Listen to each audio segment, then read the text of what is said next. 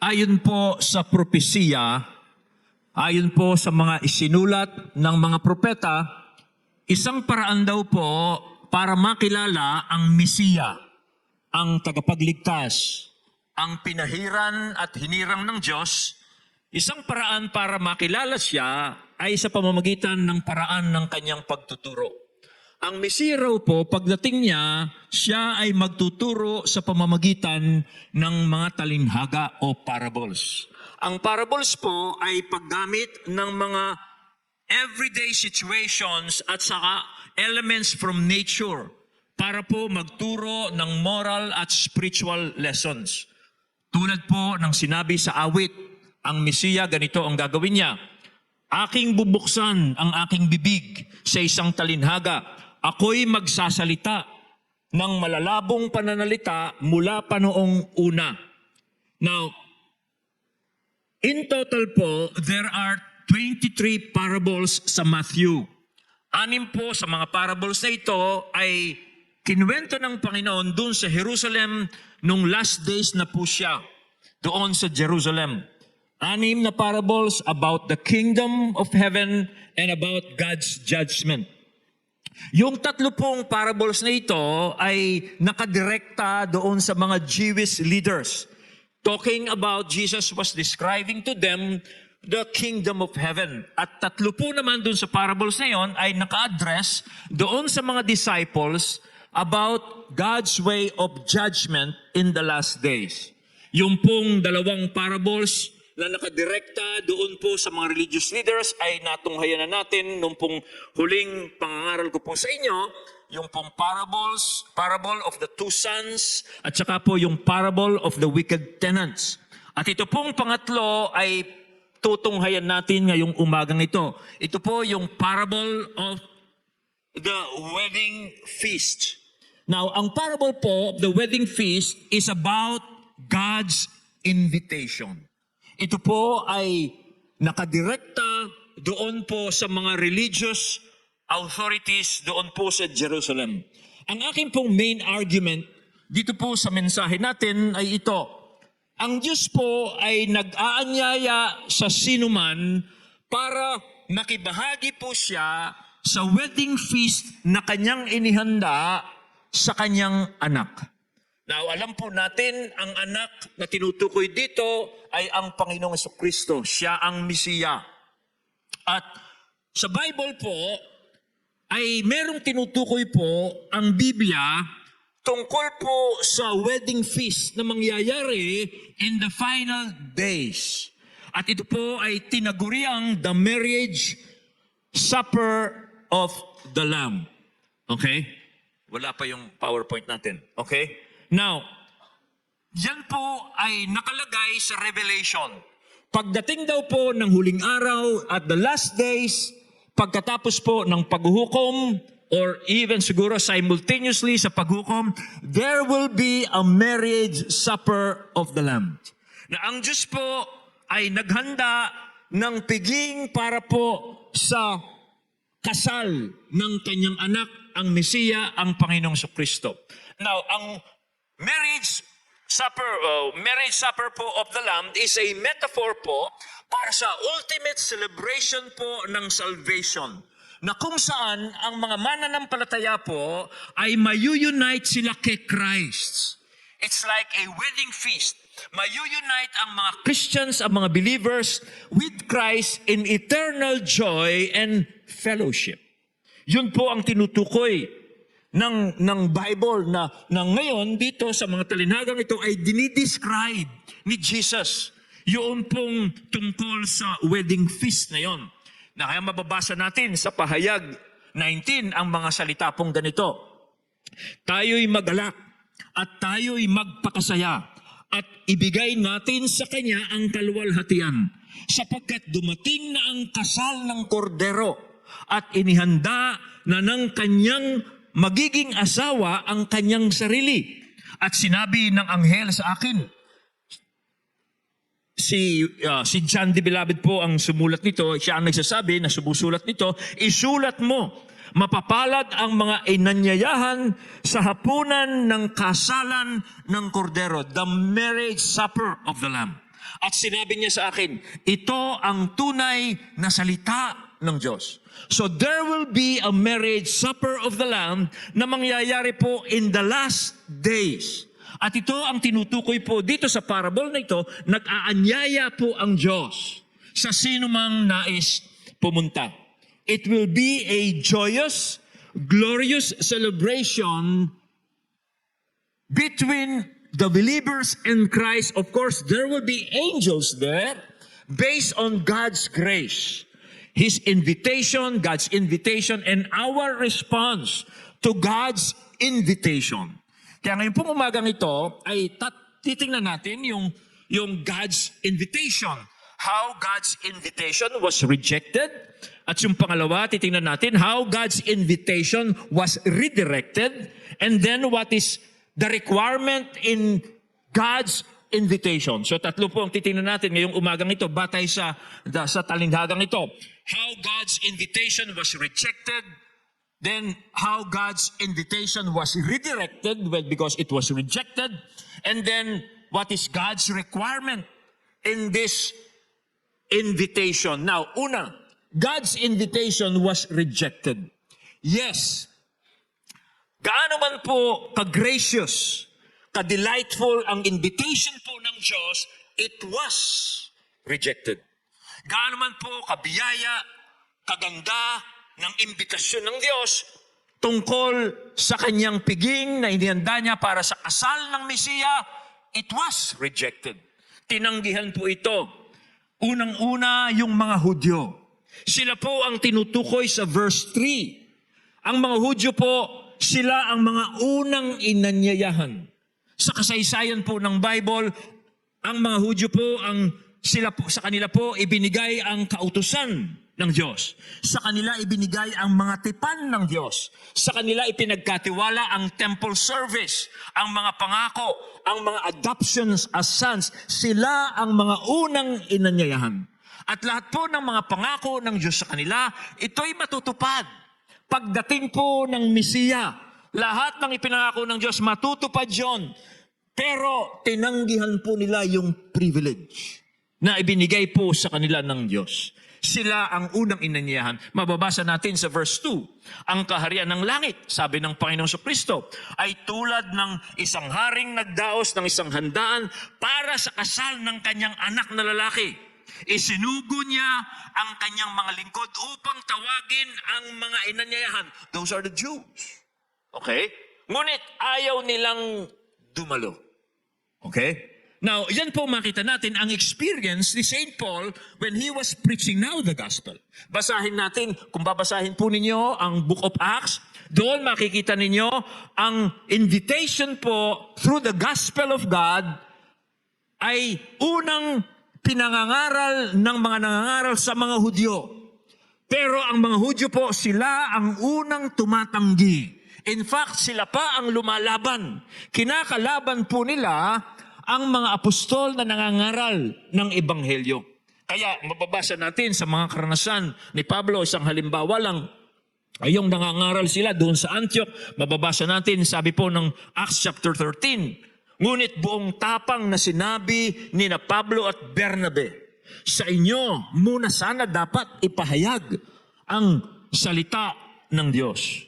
Ngunit dahil itinatakwil ninyo ito, hinahatulan ninyo ang inyong sarili na kayo'y hindi karapat-dapat sa buhay na walang hanggan, kaya't sa mga hentil na lang kami pupunta.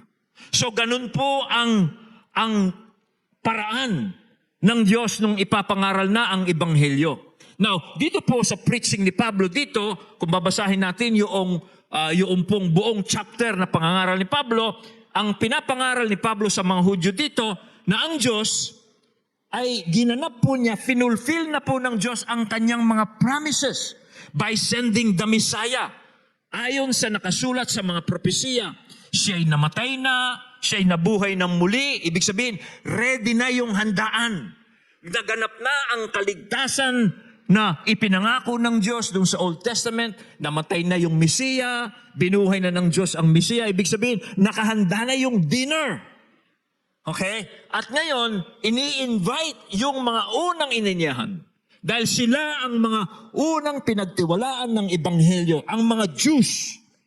Pero they rejected the invitation.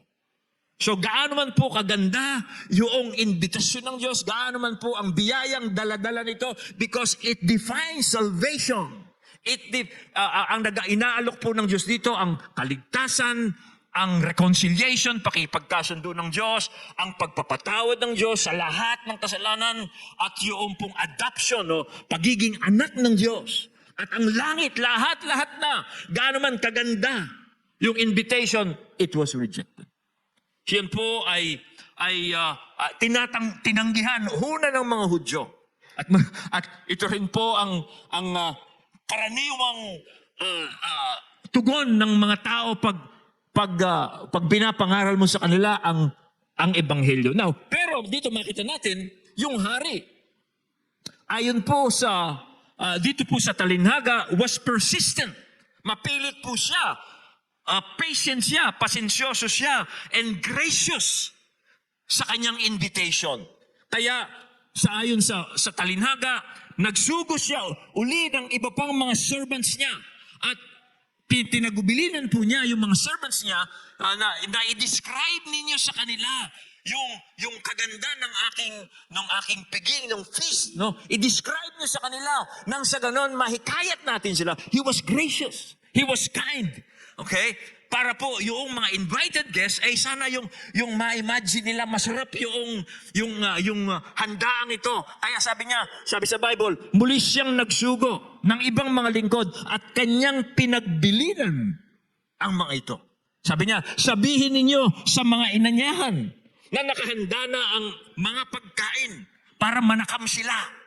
Okay? Kinatay na ang aking mga baka. Okay? At ang mga pinatabang guya, at handa na ang lahat. Sabi nyo, hali kayo, masarap ito. Pero, tinanggihan nila. Tinanggihan, but the king was persistent. Now, ang tanong, why would anyone reject God's gracious invitation? Bakit po ang isang tao ay tatanggihan niya ang paanyaya po ng Diyos? Bagamat ang ino-offer po ng Diyos ay kaligtasan, kalangitan, pagtanggap ng Diyos, pagpapatawad ng Diyos, pakikipagkasundo ng Diyos sa tao. Bakit po i-reject ng tao ito? Well, ayon po sa parable, it is because of preoccupation with everyday affairs. Anong dahilan? Dahil daw po sa ang tao, mas pinahahalagaan niya ang mga everyday affairs niya. Yung mga pang-araw-araw niyang pinagkakaabalahan. Okay? Na iniisip niya na mas mahalaga yung mga pang-araw-araw niyang trabaho, negosyo, kung ano-ano pa, mas mahalaga. Sa isip niya, mas mahalaga yung mga bagay na panlupa kaysa mga bagay na pang-eternal. Yun ang sinabi ayon sa talinhaga. Sa verse 5, mababasa po natin. Ngunit hindi ito pinansin ng mga inanyahan. Sa halip, pumunta sila sa kanilang lakad. Meron silang mga personal na lakad na sa isip nila mas mahalaga ito kaysa doon sa paanyaya ng langit ng Diyos. May nagpunta sa kanyang bukid at mayroon namang nag-asikaso ng kanyang negosyo. That's the reason. Now, just imagine, gaano po kaya ang insultong dinulot nito sa hari? Okay? Sa kabila ng kanyang graciousness and kindness, tinatanggihan siya. Just imagine this. Ano pong sakit na dinulot nito doon sa haring nag-anyaya po sa kanila? Sabi po sa talinhaga, ngunit hindi ito pinansin. They just didn't care. Okay? Insulting po ito sa dignity. No, doon po sa hari na yung kanyang invitation was both an honor and it is a command because he was the king. And to be invited by the king is an honor. But they didn't care. Okay? And it is also a command because yung inanyayahan niya were subjects. Mga sinasakupan po niya, pero they did not respond to it. Dahil sa isip nila, mas mahalaga yung kanilang mga pang-araw-araw na gawain. At hindi lang po ito. Ito ay kasalan ng kanyang anak. Okay? Na dapat po ay, ito ay day of celebration. Kasi kasal ng kanyang anak. Okay? Just imagine, kakasal yung anak mo, kaya kakasal ka. Yung in-invite mo, nagsabi sila, yes, I will come, but they did not come. What an insult. Okay? Nakapakalaking insulto po nito.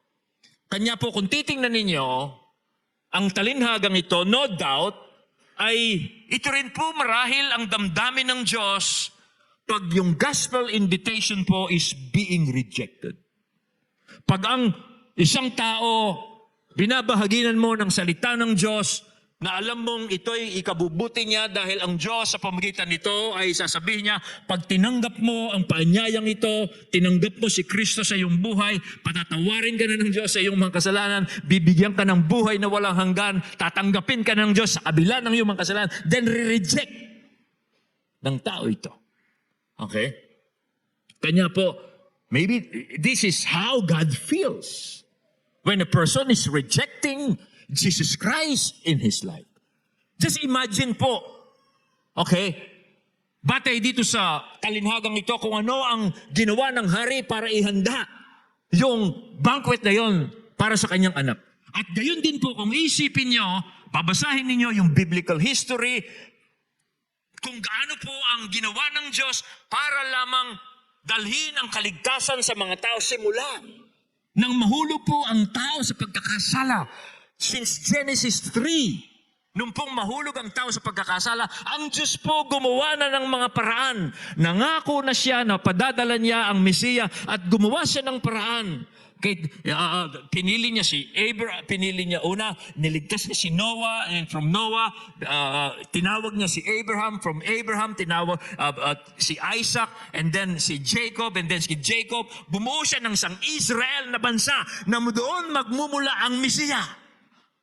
At for the centuries, hanggat hindi pa dumadating ang Mesiya, nagsusugo ang Diyos ng mga propeta na nagsasabing dadating ang Mesiya. For hundreds of years, God has been preparing for the coming of His Son. And then, dumating na nga yung kanyang anak, namatay na siya doon sa krus at nabuhay siyang muli. At ipinangaral na ang mabuting balita. Just imagine when a person rejects this gospel, how God feels about it. He will be insulted. Okay? Kanya po, dito makita natin, hindi po simpleng bagay pag ang isang tao nire-reject na si Jesus Christ. Okay? In fact, there is a warning in the Bible sa Hebrews. Ito po ang sabi, Hebrews chapter 10, a warning. Matapos nating malaman at tanggapin ang katotohanan at sadyain pa rin nating magkasala, wala nang handog na maaalay pa para sa ikapagpapatawad ng ating mga kasalanan.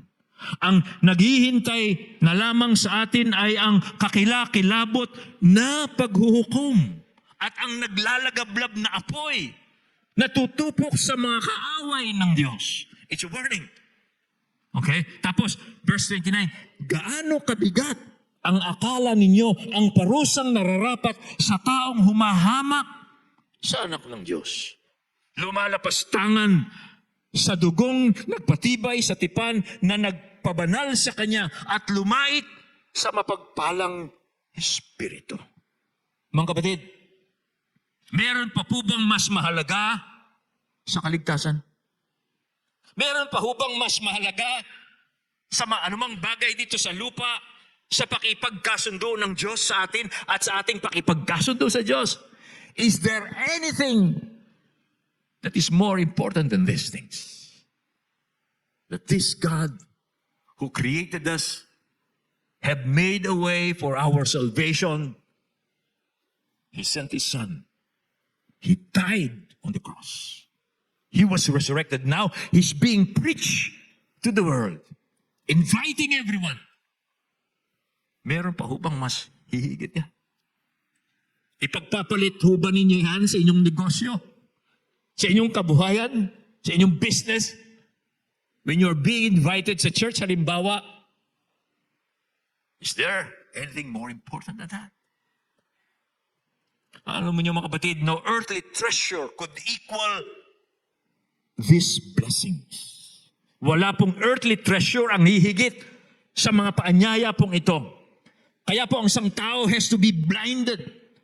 He has to be deceived to reject God's invitation.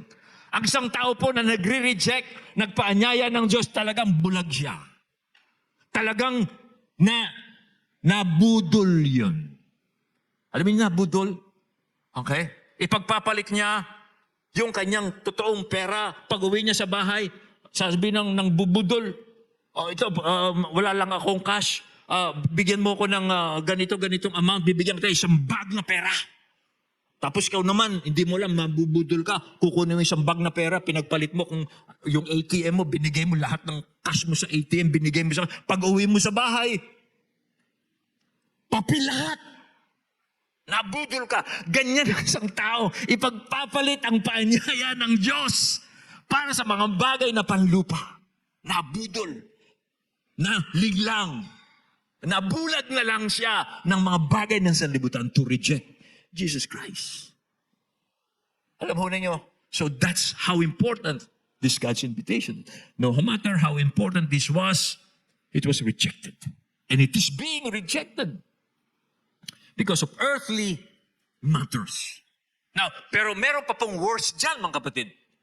Ano pa po ang worse dyan?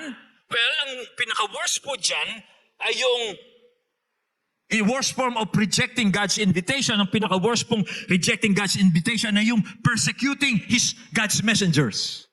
No? Yung nag-aanyaya ay pe-persecute pa ng mga nagre-reject.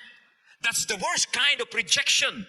Na yung mga sinugo ng Diyos para anyayahan yung mga tao para bahaginan ng mabuting balita ay pe-persecute nila.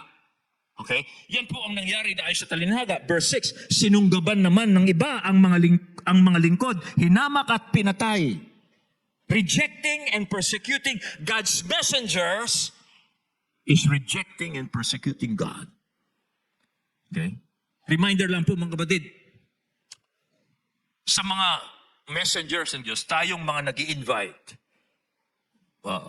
tayong mga nagbibigay ngayon ng invitation para sa ating simbang gabi, you might be rejected. Pero tandaan nyo, they are not rejecting you. They are rejecting God's invitation. Okay. Sa atin, kaya natin sila ini-invite, kahit na alam natin medyo alangan tayo kasi meron pong hindi agad-agad tumatanggap at ganito. Tandaan natin, wag tayo madi-discourage, doon nakaka-discourage minsan na ang paanyaya po natin, alam natin ito'y makabubuti sa kanila because we're talking about God's invitation, salvation, reconciliation, Jesus Christ, eternal life, etc. Ang intensyon natin, alam natin makabubuti sa kanila, pero hindi nila alam yan. At maring i-reject nila tayo dahil hindi nila alam. Let us be patient with them.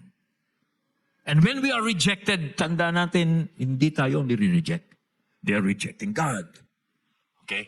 Kanya po, tuloy lamang po tayo dito sa ating gagawing simbang gabi. Okay? We are offering something that we know if they will accept it, they will be eternally thanking us.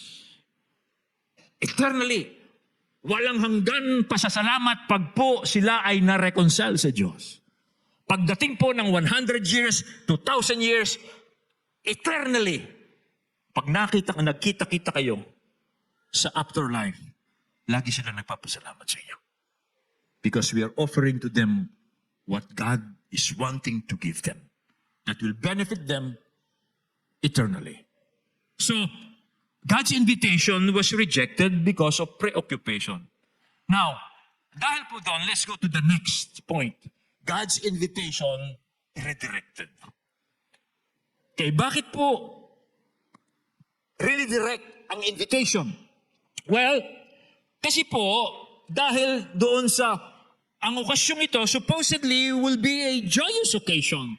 Ito'y tungkol sa handaan, kasal ng anak ng hari. It should be a joyous occasion. Pero it turned violent. Okay? Naging violent po ang nangyari dito sa kwentong ito. Okay? Kaya po ang invitation ng hari was redirected. Now, yung verse 7 po is an allusion to the destruction of Jerusalem and the destruction of the temple. Noong AD 70 po, because Jesus Christ was rejected by the Jews as a punishment, and according to prophecy, Jerusalem was ransacked by the Romans. And the temple was destroyed by the Romans. Iyon ang sinasabi po doon po sa, yan ang interpretation sa verse 7. Nasabi po ng verse 7, galit na galit ang hari. Kaya't pinapunta niya ang kanyang mga kawal upang puksain ang mga mamatay taong yon at sunugin ang kanilang lungsod. Sa Old Testament po, makita natin, ang mga propeta po sa Old Testament, ay pinagbubunyi po nila na ang mga paganong army, yung mga hindi Hudyo, yung mga Gentile armies, sila po ang instrumento ng Diyos para po puksain ng Diyos ang mga Israelita. No? At yan po ang nangyayari dito. Yung pong mga Romans, sila ang instrumento ng Diyos para sirain ang Jerusalem at ang templo. At yan po yan po sa verse 7, kaya po nangyari yan. Now, so why was the invitation redirected? Well, ayon sa verse 8, pagkatapos sinabi niya sa kanyang mga lingkod, nakahanda na ang mga pagkain, ngunit hindi karapat-dapat ang mga inanyayahan. That's the reason. Kaya redirect yung invitation dahil yun daw pong mga inanyayahan, hindi sila karapat-dapat. They are not worthy. Okay? Si Jesus po, nung utusan niya ang kanyang mga alagad, sinabi niya, nung inutusan niya silang ipangaral ang mabuting balita tungkol sa kaharian ng Diyos, sabi ng Panginoon, maghanap kayo ng taong karapat-dapat. Okay? Yung taong karapat-dapat, yung tinatawag na man of peace. Pag nakita niyo yung taong karapat-dapat, tatanggapin niya ang mensahe niyo at magstay kayo doon. So, merong mga taong karapat-dapat. Sino yon? Yung mga maniniwala, tatanggapin ng mensahero, tatanggapin ang kanilang mensahe. Ganun din po, doon sa Acts 13, na binasa natin kanina, si Pablo po, sinabi niya, yung mga Hudyo, itinuring nila na hindi sila nararapat sa mabuting balita ng buhay na walang hanggan at ng kaligtasan. Kaya ni-reject nila yung mabuting balita. So, mayroong mga taong karapat-dapat. Okay? Now,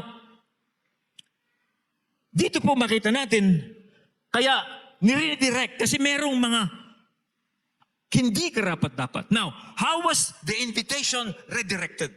Paanong redirect yung invitation? Well, makita natin sa kwento, tinawag po ang sino mang may gusto. Isang makita natin dito, nilampasan na yung mga inanyayahan dahil nireject nga nila. Kaya, ang hari, sabi niya, tawagin ninyo, pumunta kayo sa mga lansangan, sa mga main roads, sa mga crossings, kung saan maraming tao, at tawagin ninyo kung sino yung may gusto.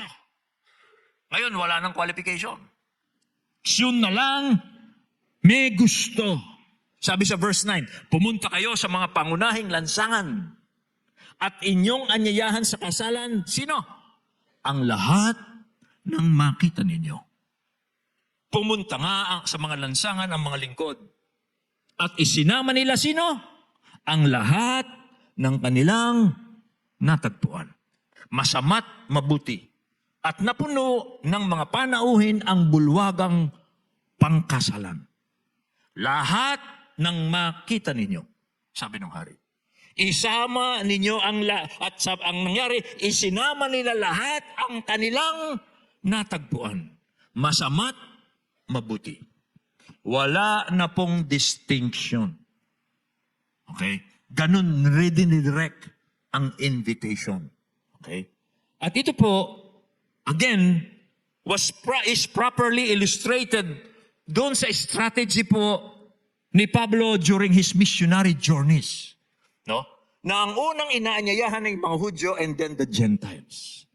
Ang mga Gentiles po, sila yung tinutukoy dito na outside the invitation supposedly. Ayun lang sa kwento, mamaya ipaliliwanag ko po sa inyo ano ang talaga ang biblical theology noong nitong talinghagang ito. So, dito makita po natin sa gawa. So, kahit na sino na, basta willing siya, he's invited. Okay? Kaya ganun nga po ang nangyayari. Doon sa gawa 13, 46 to 48, ito mababasa natin. Ngunit buong tapang na sinabi ni Pablo at Bernabe, sa inyo muna dapat ipahayag ang salita ng Diyos. Ngunit dahil itinatakwil ninyo ito, hinahatulan ninyo ang inyong sarili na kayo hindi karapat-dapat sa buhay na walang hanggan, kaya't sa mga hentil na lang kami pupunta. Ganito ang iniutos sa amin ng Panginoon. Inilagay kitang liwanag sa mga hentil upang magdala ng kaligtasan hanggang sa dulo ng daigdig. Nang marinig ng mga hentil ang mga salitang yon, pansin niyo reaksyon ng mga hentil. Sila'y nagalak at nagpuri sa salita ng Panginoon at sumampalataya ang lahat ng hinirang para sa buhay na walang hanggan. Pansin niyo, the Jews rejected it, but the Gentiles accepted the invitation. Okay? Kanya po, sa isang Hudyo, sa isang conservative Jew, this is shocking. Shocking po ito. Okay? Particularly doon sa mga religious leaders. Kasi yung pong mga tinutukoy na pangunahing lansangan, mga masama't mabuti, ang tinutukoy po dito ay mga tax collectors. Ito ay mga prostitutes. Naalala niyo ang Panginoon, nung nangangaral ng tungkol sa kaharian ng Diyos, sino ang tumatanggi? Mga religious leaders. Mga observant Jews. Okay? Pero sinong lumalapit sa Panginoon? Mga tax collectors. Mga hindi active sa church. Okay? Mga non-practicing Jews. Mga tax collectors and prostitutes. No, yun po ang tinutukoy ng mga pangunahing lansangan, masasama at mabuti. Okay? Now, pero dito makita natin, itong mga replacement guests, replacement na lang to eh. No? Replacement guests, mapansin nyo, sila supposedly are less worthy. Sila yung talagang hindi karapat-dapat. Okay? Pero, sa kanilang pagiging unworthy, dahil wala sila, sa kanilang pagiging unworthy, sila ang willing.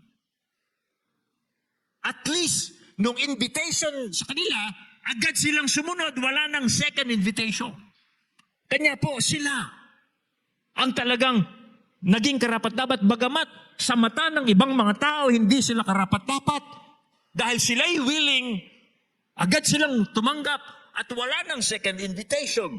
Now, sa biblical theology po, historical theology, ito pong tinutukoy dito ay ang mga Gentiles. Sino mga Gentiles? Tayo yun. Tayo yung mga tinutukoy dito. Na nasa lansangan na lang, hindi tayo original. Now, it doesn't mean na ang Diyos may plan B ang mga Gentiles. No, God has no plan B. In fact, ang totoo po, yung pong mga Gentiles, kasama talaga sila sa paanyaya ng Diyos. Okay? Kasama po talaga tayo sa plano po ng Diyos na ito.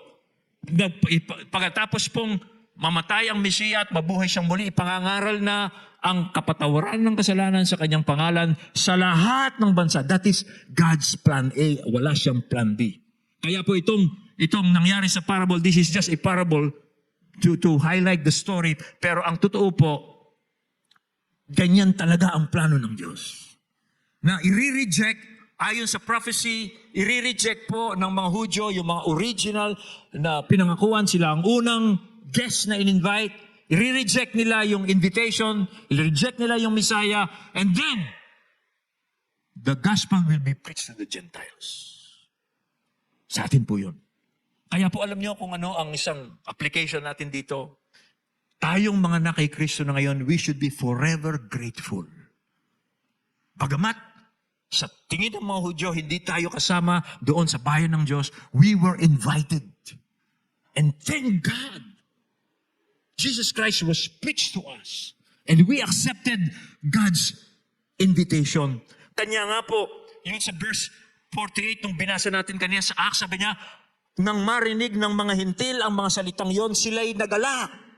Kasi sinabi ayon sa salita, kasama yung mga Gentiles. Kaya nung verse 48, nang marinig ng mga hintil ang mga salitang yon, sila'y nagalak. At nagpuri sa salita ng Panginoon at sumampalataya ang lahat ng hinirang para sa buhay na walang hanggan. Praise God. Isa pong talinaga ng Panginoon tungkol sa kaharian ng langit. Sabi niya, ang kaharian ng langit ay tulad ng isang net, lambat, na inihagis sa dagat at hinila at lahat ng klase ng isda ay nahuli. At pero, nung nasa pangpang na, hiniwalay yung mabuti at masama. Sa Bible po, yung net po, that is the preaching of the gospel. And then yung dagat po, that is the nations. Kasama na po ang mga Gentiles yan. Kaya plano po talaga ng Diyos, ang preaching ng gospel ay aabot sa mga Gentiles sa buong mundo. So ano pong natutunan natin dito? God's invitation is for everyone. Anyone who is willing. Okay? Wala na pong distinction. Worthy or unworthy. Kahit na sa tingin ng tao, unworthy siya, pero willing siya, he's invited. Naalala ko, nung pong ako'y bagong Kristiyano and God was calling me to become a pastor. Alam ko yung background ko, galing ako sa rehab. Hindi ako naging mabuting bata, hindi ako naging mabuting anak. And then ganito ang ginawa ko sa study ko when I was in college. And then I became born again. At nung ako po ay born again na nararamdaman ko, tinatawag ako ng Panginoon to become a pastor. Hindi ko mapaniwalaan ang sarili ko, ako magiging pastor. Hanggang nung po, Christmas din yun eh. Christmas yun eh. Binigyan ako ni Net ng Christmas gift na Bible. Gideon Bible, yung mga mura-mura, yung pinamimigay na Bible, pinigay niya sa akin. Noong po, I was struggling because sabi ko, Panginoon, I'm not worthy to become a pastor. At nung basahin ko po, saktong-sakto sa 1 Corinthians chapter 2 yata yun, chapter 1, na sinabi ng Diyos, pinipili ng Diyos ang mga mabababa sa lipunan. Pinipili ng Diyos yung mga walang kwentang tao sa lipunan para hiyain yung mga mahahalaga. Para nabasa ko yung sarili ko doon. As long as you are willing, you are welcome. That's the invitation. How gracious God is. How gracious God is. Basta willing ka. Kahit na sa tingin mo, you're not worthy. Your willingness will make you worthy. Okay? That's the point of this second major point po ng ating talinaga. Now, pero meron pong shocking turning of events dito sa banquet na ito. Ayon sa parable. Now, makita natin yung parable pong ito, nag-shift siya from the invited guest to a single guest. Okay? Merong turning point po itong parable na ito. Hindi lamang po ito natapos doon sa masayang handaan, they were enjoying themselves in the banquet. Napansin niyo, yung focus po ng kwento ng Panginoon ay mula po sa mga invited guests na kung saan-saan sila nang galing and they were enjoying themselves at na-focus sa isang single guest. Sa isang single guest. Suddenly, makita natin yung graciousness po ng king, yung kindness po ng king, this king became unkind. In fact, he became mean. Parang naging malupit itong haring ito. Okay, what's the point of the parable? Bakit po pinakita yung shifting ng pangyayari dito? Na-focus sa isang taong inanyahan. Why? Because there is a requirement. Merong requirement sa God's invitation. Dito makita natin yung hari po, kinonfront niya yung isa sa mga guests. At ito po ang nangyari. Pumasok ang hari upang tingnan ng mga panauhin. Nakita niya ang isang taong hindi nakadamit pang kasal. Tinanong niya ito, kaibigan, bakit ka pumasok dito nang hindi nakasuot ng damit pang kasal? Hindi makasagot ang tao. Guilty. Kaya't sinabi ng hari sa mga lingkod, talian ninyo ang kanyang kamay at paa at itapon siya sa kadiliman sa labas. Dooy mananangis siya at mangangalit ang kanyang mga ngipin. Pagkatapos nito'y sinabi ni Jesus, marami ang tinatawag ngunit kakaunti ang pinili. Now, ilan pong background interpretation kung bakit po yung haring ito ay nagalit siya. He was kind, he was gracious, pero because of this incident, one guest was not wearing the proper wedding clothes, he became furious. Suddenly, he became unkind. Ano pong background interpretation niyan? Bakit siya ganon? Nagkaganon? Unang interpretation, ayon po sa ibang nagsasabi, commentators, okay, yung host daw po, supposedly, pag siya'y nag-anyaya, siya ang nagpo-provide ng mga wedding clothes sa mga guests. Kasama ng invitation, ang hari po ay magpo-provide ng proper wedding clothes. Well, because it is his son's wedding, kaya dapat naka-bongacious yung mga guests. Kaya ayon sa interpretation, yung hari po nagpo-provide sa mga guests. Pero itong guest na ito, he did not bother to wear that provision of the proper wedding guest. That is the Augustinian interpretation. Sabi niya, it cannot be substantiated na ganun nga po ang kaugalian noon. Pero the other interpretation is this. Yung host, nag-provide talaga siya ng mga wedding clothes kasi yung invitation was urgent. Okay? Naalala niyo, urgent. At ang mga guests po, sapilitin silang pinapunta, kaya wala talagang kasuotan ng mga titino itong mga guests nito kasi urgent yung invitation at saka po pinilit yung mga inanyayahan. Galing sila sa streets. Galing sila sa lansangan. Hindi naman siguro street kids to. Pero siguro meron din. Pero ganun, nag-provide, may provision ang hari. Now, whatever interpretation, dito makikita lamang po natin, meron talagang requirement for proper wedding clothes. Now, ang tanong, ano ang ibig sabihin nun? Ano yung proper wedding clothes? What does the wedding clothes symbolize? Okay? Again, binanggit ko po kanina sa simula ng message ko, yung mangyayaring marriage supper of the Lamb sa last days. At intentionally, meron akong inumit na verse doon. Binasa ko lang po sa inyo yung Revelation 19:7 at saka po yung Revelation 19:9. Intentionally, hindi ko binasa yung 8 kasi yun ang pampinali ko. Para ipaliwanag sa inyo kung ano yung wedding clothes requirement. Babasahin ko muna sa inyo yung, again, re-repeat natin, no? Tapos sisingit ko sa inyo yung 8 na hindi ko binasa. Tayo'y magalak at tayo'y magpakasaya at ibigay natin sa Kanya ang kaluwalhatian sapagkat dumating na ang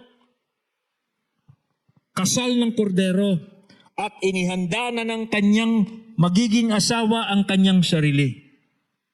Verse 8, at sinabi ng anghel sa akin, isulat mo, mapapalad ang mga inanyayahan sa hapunan sa kasalan ng kordero. At sinabi niya sa akin, ito ang tunay na salita ng Diyos. Matutupad ito. If you are a Christian, you will be here. If you are a believer in Jesus, you will partake of this supper. I thank God. Ako ini-imagine ko yan. Darating ang araw, kasama ako dito sa marriage supper of the Lamb. And all of us who are Christians, you can imagine this because it will come true. Hindi tayo nag-i-imagine lang. Darating ang araw, kasama tayo dito. Isa yan sa magbibigay sa inyo ng lakas ng faith para paglabanan ng tukso. You are invited and you will be here. Now, what is the wedding clothes requirement? Yung verse 8 na inumit ko. Ito yung verse 8. At sa kanya'y ipinagkaloob na magsuot ng pinong lino, makintab at malinis, sapagkat ang pinong lino ay ang matutuwid na gawa ng mga banal. What's the wedding clothes? Well, pansinin nyo dito sa verse 8, the wedding clothes was provided to the spouse. No? And yung pong mga guests ito, they did not own the dress. It was provided for them. Sabi niya, at sa kanya'y ipinagkaloob. ipinagkaloob. Yung wedding clothes. Now, ano yun? Well, biblical theology will teach us that is the righteousness of Christ. Yun po yung katuwiran ni Kristo na ipoprovide po ng Diyos doon sa magtatanggap ng kanyang invitation. Yes, we are invited, though we are not worthy. But because we are willing and accept that invitation, God will Himself provide us with that wedding clothes that is required. And that wedding clothes, what? Ano po yun? That is the righteousness of Christ. PowerPoint mo na yan. That is the righteousness of Christ. Okay? Naibibigay po ng Diyos. Nabibigay sa atin ng Diyos. Now, dalawang aspects po yung wedding clothes na ito, yung righteousness of Christ. Dalawang aspect. Una, it is provided by God. Hindi ka gagawa ng wedding clothes mo para makadalo ka doon sa piging na yon. It will be provided by God. Pangalawa, yung mga tunay na sinuot, yung righteousness of Christ na yon, will produce good deeds. Kaya basahin natin ulit yung verse 8. Pansin, dalawang aspect. It was provided, but those who wear that righteousness of Christ will produce good deeds. Verse 8 ulit. At sa kanya'y pinagkaloob na magsuot ng pinong lino, makintab at malinis, sapagkat ang pinong lino ay ang matutuwid na gawa ng mga banal. Dahil yung mga hinirang ng Diyos, yung mga tumanggap kay Kristo, bibihisan sila ng righteousness si Christ, they will produce that righteousness in their lives. Yun po ang katunayan na talagang tinanggap nila si Kristo sa buhay nila. They would produce good deeds. Okay. Sa una, sa tingin mo, yung mga gumagawa ng mabuti ay sarili nilang gawa yun. Pero ang totoo, kaya sila gumagawa ng mabuti kasi binihisan sila ng katuwiran ni Kristo. Kaya po, that is the requirement. That's the requirement. Okay? Sa Isaiah po, verse 61:10, ito po ang sabi, buong puso akong nagagalak kay Yahweh. Dahil sa Diyos ako'y magpupuri sapagkat sinuotan niya ako ng damit ng kaligtasan at balabal ng katuwiran. Gaya ng lalaking ikakasal na ang palamuti sa ulo'y magagandang bulaklak. Gaya ng babaeng ikakasal na nakasuot ng mga alahas. Ang Diyos po ang magpuprovide nun. At siya nga po ang ibinihis sa atin. Okay? Kaya, bakit galit yung hari? Dahil yung kabastusan doong guest na yon, nag-provide yung hari ng wedding clothes, hindi niya isinuot. Akala niya okay na yung suit niya. Nineglect niya yung graciousness ng hari. Okay? Parang kabastusan po yun. Kaya naggalit yung hari. Anong application yan? Well, pwede natin i-apply yan sa mga churchgoers. No? Sa mga pumupunta sa church. Yung mga nagpo-profess na Christian. Okay? Sa isip nila, sapat na yung na-umaten sila ng church. Sapat na yung sinasabi ng Kristiyano sila. Pero hindi nila sinusuot yung righteousness ni Christ. Hindi sila sumasampalataya kay Kristo. Ano bang Kristong-Kristo niyan? Ano bang righteousness ni Christ yan? Okay na yung nagsisimba ko. Okay na yung nagpapakita ko. Yun po, that is spurning the gracious provision of God. Sa totoo po, mga kapatid, ang Diyos po para tanggapin niya tayo, hindi dahil nagsisimba tayo. Hindi dahil gumagawa tayo ng mabuti. Okay? O pipilitin natin gumawa ng mabuti. Hindi yan. Kaya tayo tinatanggap ng Diyos ay dahil tinanggap natin si Kristo. Sumasampalataya tayo kay Kristo. Nagtitiwala tayo kay Kristo na siya ang tagapagligtas. Na siya ang umako ng ating mga kasalanan nang siya'y mamatay sa krus. Na pag tayo ay sumampalataya kay Kristo, binibihisan tayo ng Diyos ng katuwiran ni Kristo. Kaya po, Kung sa tingin po ninyo, kaya kayo nagsisimba para tanggapin kayo ng Diyos at hindi nyo pinapansin yung pagtanggap kay Kristo, yung pananampalataya kay Kristo, na dito po sa church natin, hayag na hayag. Because we cannot overemphasize Christ in the church. Pero sa tingin pa ninyo, kaya kayo tatanggapin ng Diyos because of what you're doing, you are bastosizing God. Because God is giving you the righteousness of Christ so that He could accept you. Pero kung patuloy mong tatanggihan si Kristo, kahit na dito ka namamatay sa church na ito, hindi ka pa rin tatanggapin ng Diyos.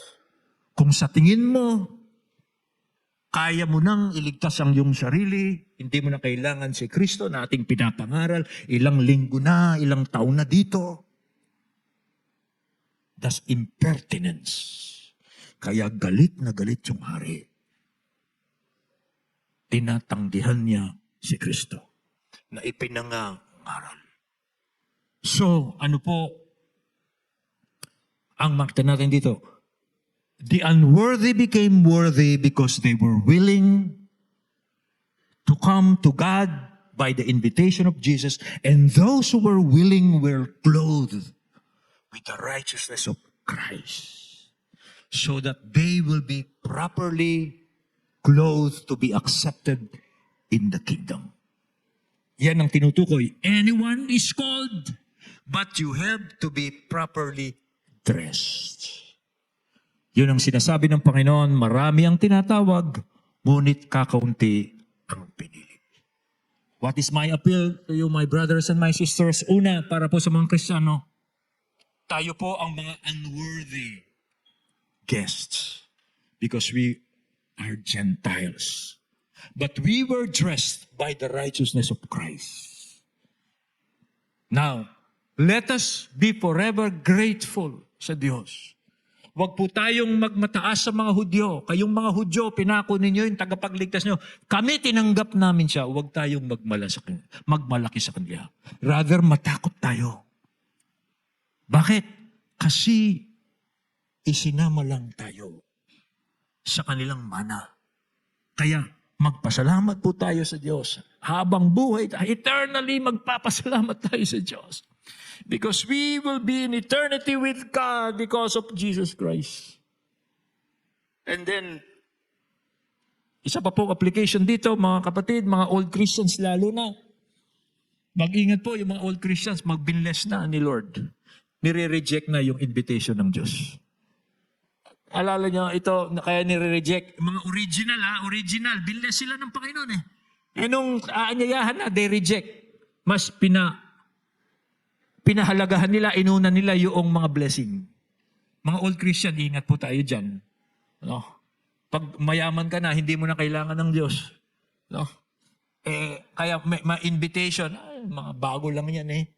Yung mga pag tumanda kang Christian, magiging gaya lang kita, hindi ka na-attend, hindi ka kahit na-invite ka, i-reject mo na yan. Kasi bless ka na eh. Ingat po tayo dyan.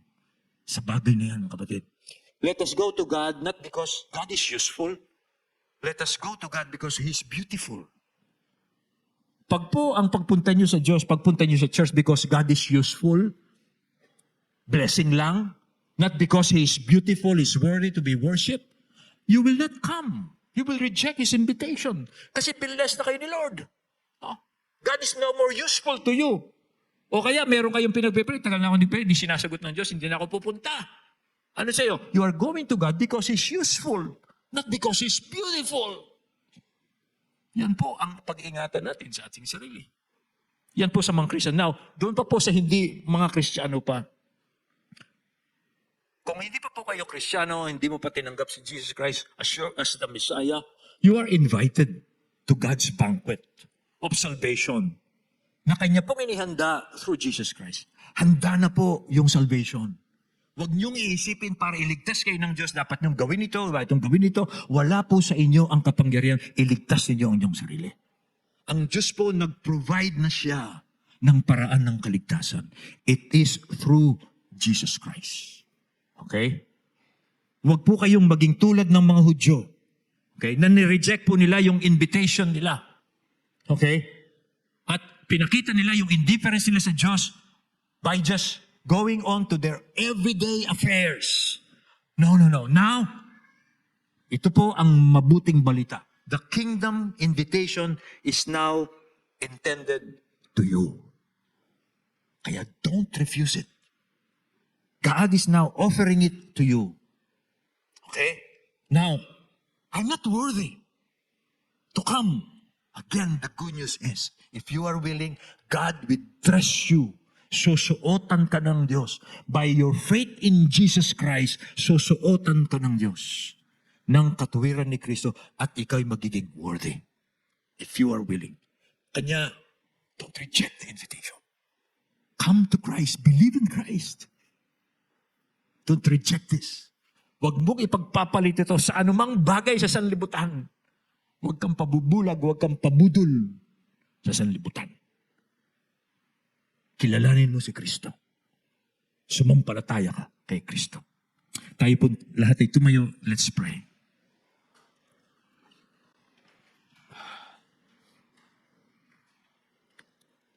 Purihin po kayo, O Diyos. Walang hanggang pasasalamat ang inaalay namin sa iyo at iaalay magpasawalang hanggan. Dahil isinama po ninyo kami sa iyong pagliligtas, dakilang pagliligtas. Ang panalangin ko po, aming amang Diyos, kaming mga na kay Kristo na, ay lagi naming alalahanin kung gaano ang ginawa ng aming Diyos para iligtas kami. Na simula nung magkasala ang tao doon sa Genesis 3, ay gumawa na ang Diyos ng mga paraan. Kumilos siya sa kasaysayan para dalhin ang kanyang tagapagligtas. Panalangin kong makita namin ang kagandahan ng aming Diyos. Na hindi lamang kami lumalapit sa Kanya dahil useful siya sa aming buhay, kundi lalapit kami sa Kanya dahil sa Kanyang kagandahan. Na siya ang mismong reward namin. O Diyos, salamat po. Panalangin kong kaming mga na kay Kristo ngayon ay pahalagahan namin ng iyong invitation. Pahalagahan namin ng banquet na inihanda ninyo na ito'y mangyayari sa last days of judgment. Lagi naming isipin ang mga last days. At o Diyos, panalangin ko rin po, baka meron pa sa amin dito na lagi namin kasama every Sunday pero hindi niya isinusuot yung kasuotan ni Kristong ibinibigay mo sa Kanya para tanggapin siya. Naway maliwanagan siya na hindi mo siya tatanggapin dahil sa anumang mabuting ginagawa niya, kundi dahil sumasampalataya kay Kristo, dahil si Kristo na ang gumawa ng paraan. Namatay si Kristo para sa kasalanan, nabuhay siyang muli para sa aming katuwiran. Makita niya si Kristo at sampalatayanan niya si Kristo upang siya'y tanggapin ninyo. Ito po ang aming panalangin sa pangalan ni Jesus. Amen.